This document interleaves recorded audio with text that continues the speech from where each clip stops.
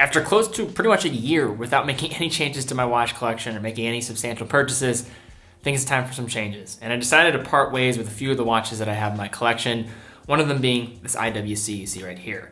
And I was gonna sell it, and I was thinking about the process of actually going to sell a watch. And with this in mind, I thought it was a good idea to go ahead and document selling this watch. I've had pretty good experience now, probably selling close to like a dozen watches online, and I wanted to go through the process for me and how I usually go about it. So guys, let's jump into this.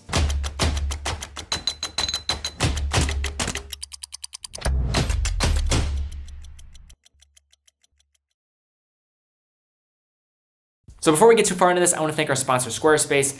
Squarespace, an amazing all-in-one tool if you want to create a website, a blog, a store, buy a domain, transfer over a domain, and also if you use the link in the description, you can get a discount off your first purchase. Okay, so before we jump into my main way of selling watches, and I've went this route before, I've had a YouTube channel and have sold many watches that way, as well as now currently selling them with the YouTube channel. So I've done it many times now, probably close to a dozen times. So I want to go that route, and that route is eBay. But just to talk about other ways, because for some people, there's pros and cons for every single way in which you sell a watch. One way is through the forums and Facebook groups.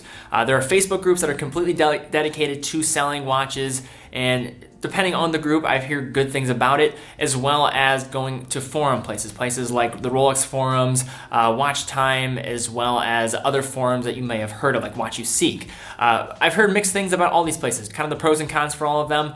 Sometimes you can demand a higher dollar. These are gonna, of course, usually be more educated buyers, and usually there's only gonna be a market for maybe more sought after pieces. And there is the anonymous factor for a lot of the forums. You don't have a name associated with somebody, you don't have the reviews and background, so it might be a little bit difficult. But in addition, you have to always also consider how you're gonna get payment and go about that. There's a lot of different ways about this. I prefer to have the security. Some of these places do have that lined up where you can transfer funds and you can have ways of going about it. Overall, I think you can get a good return going this route. So the next place you can go is through a dealer. And dealers, I think, are a great place to buy watches, selling watches as well, if you're somebody that just wants to get rid of something quickly. Different dealers, of course, they're going to, of course, have to make money. They're in the business of buying low and selling high. That's just the name of the game. That's business in general. So I have no fault in that. And I will say about this, you might not get the same return that you would get if you're going to go independently, but anybody that has sold a watch or has tried to sell many watches, know that it is something that takes a lot of time. So that route might be a good route if you are somebody that does not want to deal with the back and forth posting of a watch and having to answer questions of people that might be interested. You're gonna get people that may just ask questions that don't even have the money to spend on. You get a lot of people that will just ask questions for the sake of asking questions and aren't really interested buyers.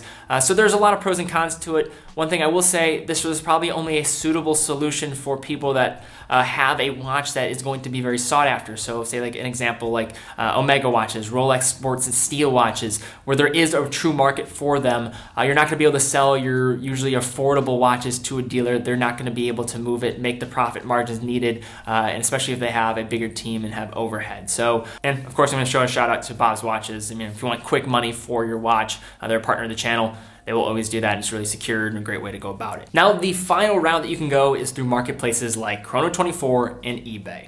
And where I have the most experience selling watches is through eBay. And the one thing I'll say about eBay, of course, there are negatives to it with their fee structure, but I will go in a little more detail about that. I'll have a link as well to just in the description to an article that talks a little bit more about their tier percentage that they take in terms of fees, as well as factoring in PayPal. So just something to consider. But also, the one thing I will say, even when you factor those in, when you're comparing it to maybe going the dealer route or through the forum route, I think it does check out to be pretty similar at the end of the day. If you're going for the route and trying to make the most money possible and selling a watch, it's not going to be something that you're going to be able to do independently unless it's a very sought after model. So just getting the money, having the ability and ease to put something up on the market and have people direct traffic through different searches and find that watch for sale, that's the perk of eBay, and that's probably the greatest thing around it, as well as setting up a system for you to usually safely receive funds as well. But the one thing I will say about eBay, what I think is probably the better route to go for the majority of watch sales, is just the fact that for cheaper watches, more affordable watches, where there might not be the opportunity to get as much traction on a place like the forums, where maybe people aren't seeking out that particular model, or through a dealer who just won't simply be able to take that model because there is not enough money to be had for them to take and buy it and keep it as inventory and sell it. That's the perks of eBay. I've been able to sell watches, under $100 and still make some money. Like I'm talking like fashion watches that I just wanted to sell off many years ago. That was kind of my gateway of getting into the hobby, of course. So you have that in your back pocket for eBay. So I would say for the majority of purchases, it's the way to go. And just to kind of go through this today, I have my vintage IWC that I'm going to be selling. So let's go through this process step by step on how you can sell a watch. So the first step in selling your watch is you need to know as much information as you possibly can about your watch, both the particular watch that you have as well as different models that are out on the marketplace today. And that is especially true when you're selling a vintage model. You want to know everything that you possibly can. More details, the better. If you're someone like myself that does a lot of that legwork up front when you're buying a watch, that's fantastic. I can tell you a lot about this watch, and that's all due to good research up front. So that goes for both ends, but make sure you factor that in and get ready when selling. Step 2, what you need to do is you need to look at the marketplace. And I think this is something that a lot of people gloss over. I think many people either get too ambitious with the price that they're asking for, or they just simply will look at the listing prices, what is currently on the market, which doesn't really tell the true story about what you're actually going to get for your watch. So if you want to actually see how much you could probably get for your watch, what you should do, especially on eBay, and eBay is a fantastic tool, even if you go those other routes and how much you should be asking for if you decided to sell it in a different way, eBay is a great tool to figure out how much you probably should be asking for, what is a good indication of what it is on the open market. So to do this, search for your watch's reference or model, then scroll down to the bottom left of the screen, and there will be the ability to click a little bubble that says completed. Once you do this, you can see what people are actually paying and see actual listings that people have put up and the frequency in which they are doing it. I think this is huge because it tells the true story about what is the actual value for the watch you're going to be selling. So you can take that in your back pocket and have a better expectation of what you should have that list price at. Always try to get as much as you can, but this will at least keep you a little bit grounded here. Okay, so now once you have a sense of what your watch is going to be able to go for on the market in terms of a price, keep that in your back pocket for now. But now what you want to do is take as many pictures as possible. So eBay allows you to take quite a few pictures, about up to a dozen pictures that you can include. One of the most annoying things as a buyer of a watch is not getting either good quality pictures or just not simply getting enough. Do you know how many times I see a good price watch but I only see like 1 or 2 pictures? For me, I'm never going to take that risk. And especially if you were somebody that's just selling a watch for the first time on eBay and you don't have a reputation to go with it, this is something where you just want to overextend here and provide as many different angles, many different shots as you possibly can. If you have the ability to showcase the movement, do that. If you can do it without damaging the watch, at the very least, give a sense of what the service history will be, but take as many pictures as possible. And I put this quick little rundown together on how you can take better pictures just using your phone. So if you want a little bit more insight on how to take better pictures for listings, let's do this. Couple quick tips. Don't take pictures in the actual eBay app. Take them on your phone first and then upload when you're doing your listing. Second step, unless you have very good camera equipment, don't even bother trying to shoot inside. Go outside, hope for overcast skies. If you don't have those, try to get in the shade because harsh light's never really a big fan in bringing out the best of your watch. But let's just go through this really quickly. All right, so I'm outside. This really isn't an ideal place to be shooting. So I'm gonna go over to the shade and then let's take a few pictures. All right, so I'm here in the shade and as you can tell, the watch is just gonna look way better here without the harsh light. It's gonna allow the light to diffuse a little bit more properly and look a little bit cleaner and really bring out those nice details in the watch. So take as many shots as you possibly can, get some close-ups, also get some close-ups of it off the wrist, get some side profile shots as well as the case back. Take as many as you possibly can. eBay usually allows around 10 to 12. I'll be able to confirm that in a moment, but just take a surplus so you have everything that you need when you go up for your listing. Okay, now once we have our pictures taken, we can then go ahead and start our listing. So going through this process, what you want to do is you want to pick a good title. A title that's going to get people's attention, but also isn't misleading. So just be honest, but also really speak to the condition of the watch. If it is like new or is in really good condition, go ahead and mention that. But don't be misleading. Being honest is always going to be the best route, especially in the long run. And you also want to make it easy for people to be able to find a particular model that you're selling. Also, make sure to pick the right category as this will help in different types of searches on eBay in the marketplace. The best aspect of eBay, in my opinion, is the ability for there to be directed traffic towards your listing. If you're selling this independently, it's going to be hard to get that traffic. The fact that millions of people use eBay on a day-to-day basis is going to help with this, but you have to set the right actual structure around your listing to make sure that people can find it. Next, talk about the condition. And again, just be honest about this. If it is banged up in certain areas, talk about that. and then just say it's pre-owned, and then you can add more information in the description. Now, moving to that description, you want to include as much information as possible. For one, get your measurements, get the case size, lug to lug, actual height, thickness, lug width, info on the crystal, is it original, any blemishes on the crystal, is it all original? I would go into as much details as possible, especially when you're going the vintage route. People want to see all that information. You want to allow people to be able to trust you in giving information. In addition, you can make an unlisted video to YouTube and just put the link in the actual description of the video. Maybe you don't put your face in it, but you just talk about it. You get some video footage of the actual model and you can put that in the actual description. It's just another way to get people to feel comfortable in making a purchase, especially if you're going the vintage route. Another important thing that you're going to want to include is service history. If you have that service history, you want to include it, be honest about it, tell how the watch is actually running, and don't try to deceive somebody. That's never going to turn out well once you send them the watch. Now for setting the price, you want to refer to what I mentioned earlier about finding models that were recently sold.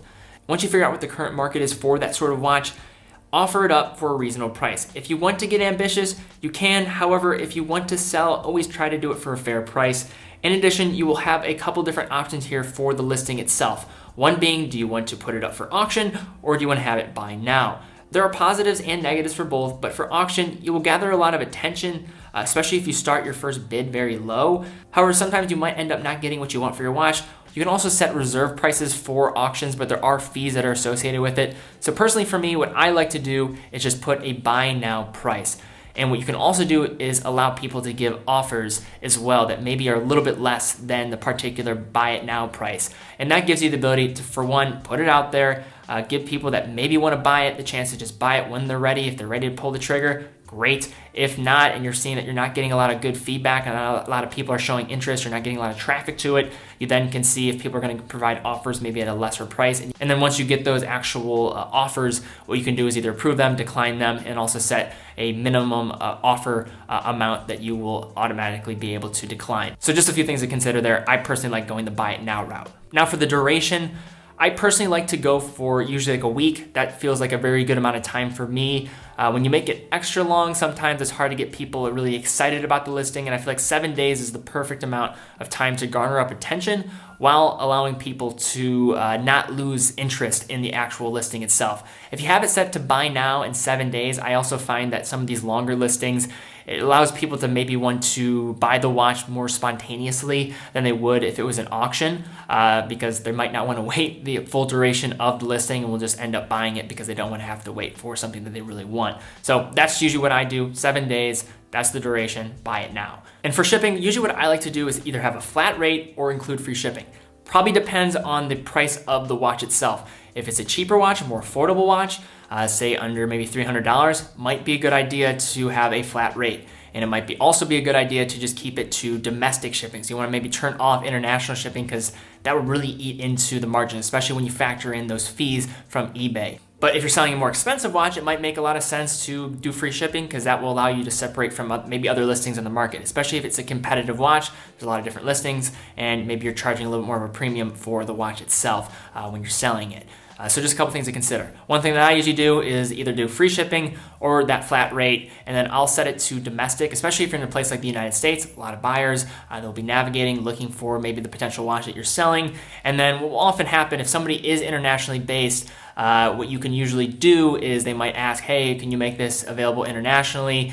And then what you can do is off through those messages on eBay, go ahead and agree to a specific amount that you want to go for and then go ahead and relist it. Now, once you are ready to go ahead and list, go ahead and list the item and then just give it time. And always be sure to answer any questions that people have, even if it seems like they might not be a potential buyer. You want to have a good reputation if you maybe want to sell more watches in the future independently, which I have, and I've managed to sell a lot of different products on eBay, probably hundreds of products on eBay at this point now, and I have a pretty good rating there, so it helps with that regard, but especially if you're just starting out. And say somebody does buy your watch, make sure that you receive that payment. PayPal is going to withhold the funds before that you can transfer it over, and you have to ship out the product first. However, make sure that you can see that that has been paid for before sending out the product.